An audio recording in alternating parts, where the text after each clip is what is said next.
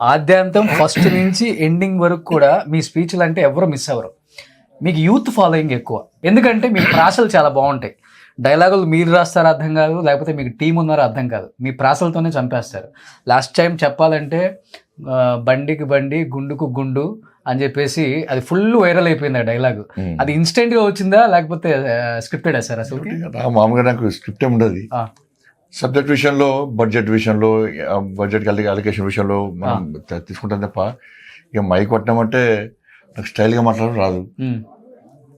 నేను మీతో ఎట్లా మాట్లాడుతున్నాను మామూలుగా పబ్లిక్ మీటింగ్లో కానీ, మీడియా ప్రెస్ కాన్ఫరెన్స్లో కానీ మామూలుగా రొటీన్గా మాట్లాడే తప్ప నాకు స్టైల్గా మాట్లాడడం రాదు. కాబట్టి అది ప్రజలకు అది ఆటోమేటిక్గా నచ్చుతున్నది. కేసీఆర్ కుటుంబం లెక్క నేను భాష నేర్చుకొని మాట్లాడలేను, నేను యాస నేర్చుకొని మాట్లాడలేను. నేను రొటీన్గా మామూలుగా ఇంట్లో మాట్లాడేది మా డైనింగ్ టేబుల్ అదే మాడతా, బయట పబ్లిక్ మీటింగ్లో అదే మాడతా, కార్యకర్తలు ఇదే మాడుతూ ఉంటాను. ఓకే,